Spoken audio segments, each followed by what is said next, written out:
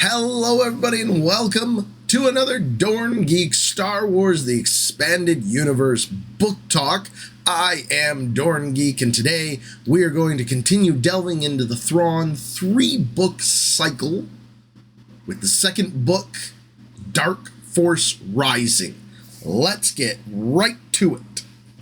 Dark Force Rising. Dark Force Rising was published on May 1st, 1992, written by the wonderful Timothy Zahn. Not that he doesn't have some quirks writing, but an amazing writer overall. Absolutely amazing. I'll be talking about that more during the book talk itself. But this was published on May 1st of 1992. If you remember, the first book in this 3-book cycle, I will continue to stick to that original wording because I believe in honoring that. The first book was published sometime in May of 1991. We don't know exactly when, but this is a year later. So if you went out, bought the book, the first book, Heir to the Empire, in this first days of it being published, and got really into it and voraciously read it, you had to wait a year for the second book. Let's talk about the timeline that we are in for this book. We're still in 9 ABY, 9 years after the Battle of Yavin, 9 years after the destruction of the first Death Star, 9 years after the death of Grand Moff Tarkin, 9 years after, really in a lot of ways, the first major victory for the rebellion.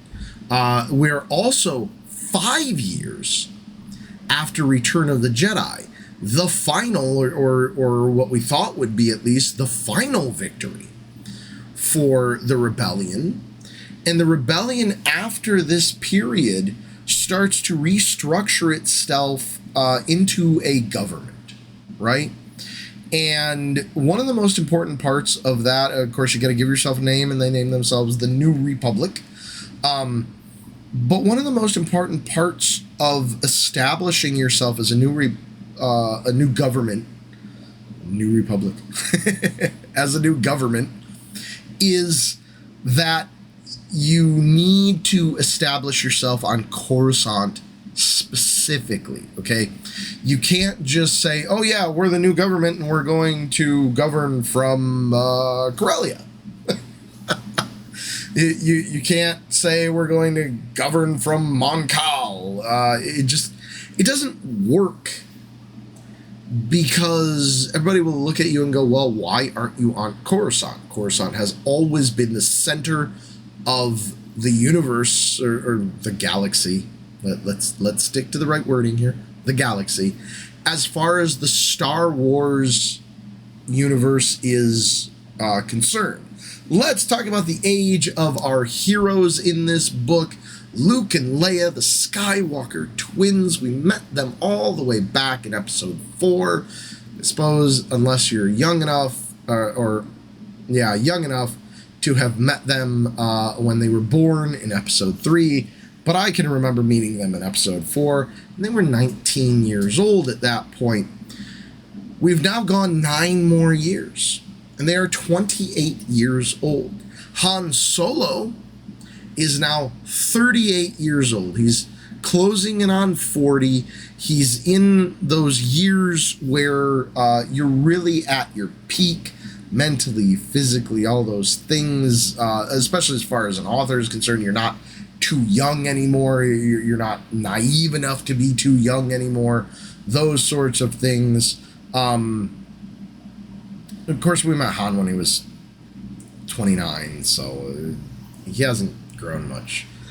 Captain Pelion, one of our new characters. I don't want to talk about Han's age too much because it gets a little cringe. Captain Pelion is 60 years old. Captain Pelion is a character that I want to make sure I emphasize how important it is that you don't just use Pelion. He is a literary tool in some ways in these books, but he is not only one. Make sure you pay attention to who he is Keep in mind that he's 60 years old. Talon Card, another new character of ours that Timothy Zahn has created, is a little over 40 years old. Card's a vaguely interesting character.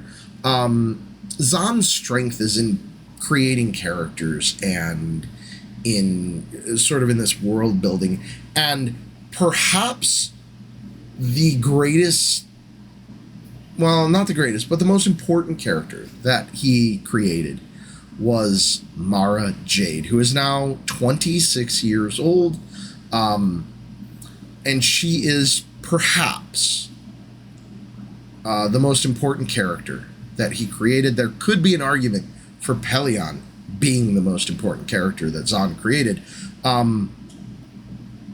And then there's the greatest character Zahn created, which is Grand Admiral Thrawn. Thrawn is somewhere between 50 and 60 years old, so maybe a little bit younger than Captain Gilad Pellaeon. But Thrawn is, I think, by far the greatest character that Timothy Zahn ever created. Not that Mara Jade wasn't great, not that Captain Pellaeon wasn't great. Both of them are more important than Thrawn, but maybe not a greater character creation. Let's talk about major places that we are going to visit during this read through this book, during our adventure through this book. And the first one is Jomark. Jomark is this little out-of-the-way place where not much is going on, except for that there's some going down on Jomark. I don't want to tell you what it is because I want to tease you into reading this book. But Jomark is a planet that is really going to take on an important role in this book specifically. You're going to visit Jomark, and it's not so much what Jomark is as what is happening on Jomark that is really important. I'll tease a little more in the major events section of this book talk, but then we got to talk about Coruscant. And Coruscant is, of course, the most important place. I mean, if you don't count Tatooine. It shows up so much, and we all hate sand. Coruscant is the center of the galaxy, the center of the galactic government. If you're, again, I keep saying this, but if you're the government, you have to be on Coruscant. And Coruscant needs to be the most secure place that you have. Coruscant needs to be the place that everybody's talking about. You know, it needs to be the center of importance. And again, as long as you're not counting Tatooine, Coruscant is definitely the most important world in the galaxy of Star Wars. And then we're going to talk about another new planet, and what is on this planet is going to be the most important part of this planet. We're talking Honoghr, or Honoghr, and I never know which way to pronounce it, but I'll probably pronounce it Honoghr through most of this book talk. I may wind up changing my mind and changing it to Honoghr somewhere in there, because something tells me that the H is supposed to be silent, but I'm just not sure. And Lucas said pronounce things the way you want to, so. So Honoghr is a really interesting planet. You might see by the slideshow, you might get some hints of what's so weird and crazy about it, but who is on Honoghr and how Honogr's history is really super cool. Okay, let's talk about the major characters and relationships in this book. The major relationship continues to be, and will be for all three of these books, the relationship between Gilad Pellaeon, Captain Gilad Pellaeon, and Grand Admiral Thrawn. By the way, Thrawn does have a full name, but it's not really like he doesn't have a first name and last name. He just has a much longer version of his name in the Chiss tradition. Thrawn's a chiss, by the way. You'll have learned that by the time you get to this point. There's also an interesting relationship between Grand Admiral Thrawn and Talon Card. And there was kind of hints of it. There was a little bit of it in the first book. And I didn't really mention it because it's this book that relationship starts to coalesce in a more important way. Okay? Not that it wasn't super important there, but it's more important now.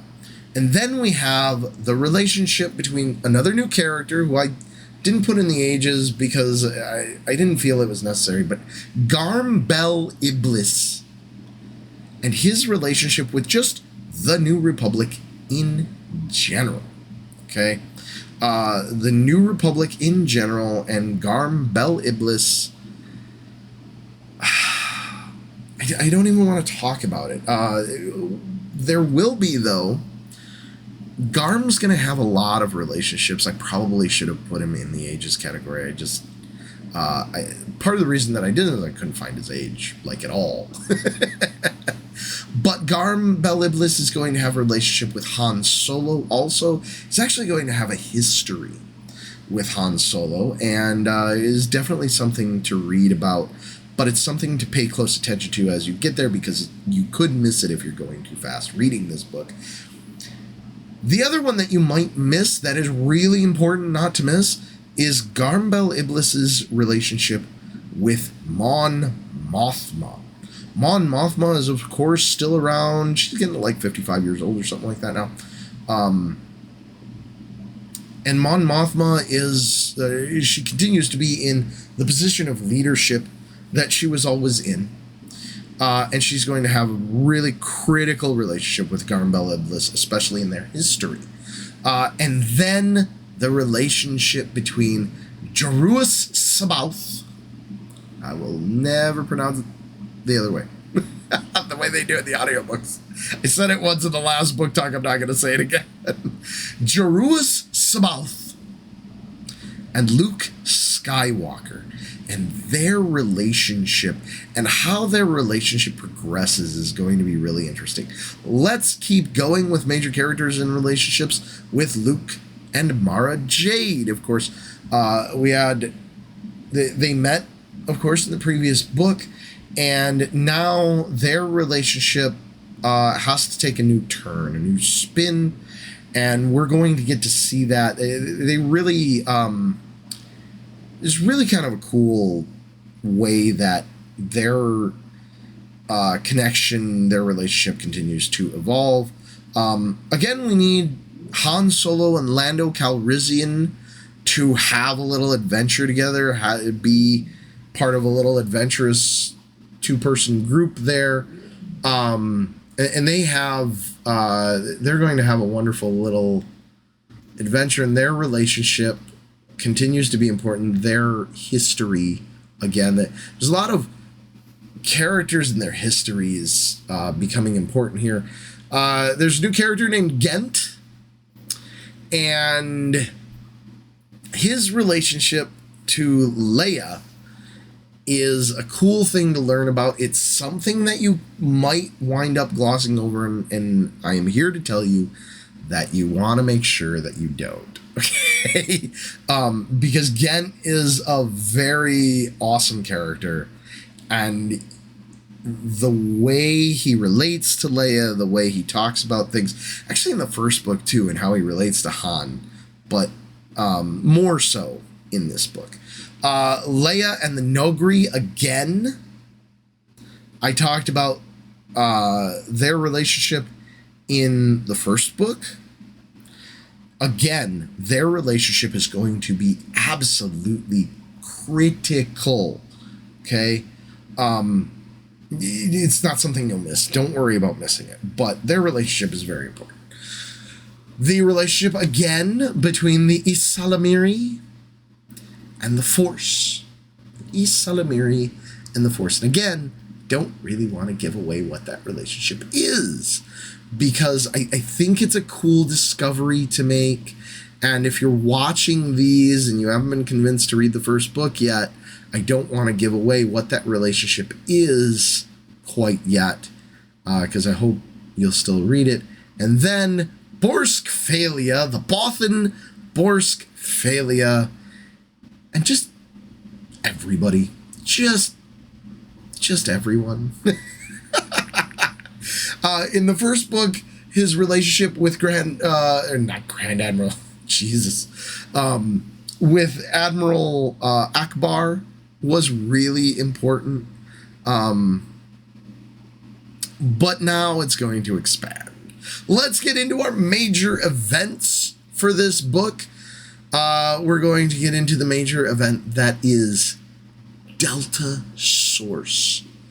In the question, you start getting into the question of who is Delta Source and what has Delta Source been doing, and how is it involved in all the goings on of everything that surrounds the conflict, the major conflict that we're building to as we move through this set of books, this 3-book cycle, as it's called. And the question of Delta Source starts coming up in this book, and it's just it's a wonderful side quest. That's what I call it. I'll call it a side quest. We're going to start talking about who Jorus Sabaoth really is and what he really is. Now, it does get mentioned in the first book, but it's sort of just an aside. It's not really talked about all that much. In this book, however, it's talked about a lot more, and it's a really important part of this book, and exploring it more and getting into who he is and what he is, how that affects him, is a really big deal in this book in particular, and it's going to be for the next book too. But it really, like, this is where it starts, okay? And then we have a problem. Houston, we have a problem. Yes, we have a really big problem with a certain type of being. And I'm not trying to call anything. I realize how horrible that could sound. But there's a certain type of being, and as you read about this certain type of being and the problems that they have with it and the way that these particular beings come about in Zahn's book and in Zahn's head, I want you to very much remember, written in 1992, not even written, published in 1992, which means the prequels were not a thing yet, and major events that had happened in the past were really up for interpretation and imagination. We have another question. The major events in this book, it is the middle book, so there's a lot of what is this and how is this and let's explore it more and all that. And one of the big questions is the question of what is the Dark Force. I mean, the book is called Dark Force Rising, and we want to know what the Dark Force is. It's hinted at there, but I think this is more of a nostalgia thing for people who have already read the book and are going back through this book talk to sort of like remind themselves of what they read and have a little bit of nostalgia. If you're looking at that image and thinking about the question of what is the Dark Force, I hope this will take you to wonderful places. The other question is, where is the Dark Force? We're going through our elementary school learning to be a reporter, learning the questions to be asked part of the book talk here. So we had what is the Dark Force, now we're on to where is the Dark Force. And that is a really big question. A driving force in a lot of a driving dark force. I'm sorry, everybody. But the question of where is the dark force really is a big important question throughout this book, and a driving plot point. And then, how is the dark force found? I apologize for the typo there. How is the dark force found? And I'm sort of hinting a little bit at the who, sort of teasing you, poking at you a little bit with the who. I don't think I'm giving away too much here. If you think I'm giving away too much here, let me know in the comments. But if you think I'm giving too much away about how the dark force is found, given this image, I encourage you to read more carefully, because you could gloss over some important facts. I don't really think you will. It's a little more obvious than that, but you could wind up glossing over it. Make sure that you don't. And that is the end of this book talk. Thank you so much for being here with me. Dark Force Rising is a really good book, really interesting book. I don't think, honestly, I don't think it gets enough credit for how good it actually is.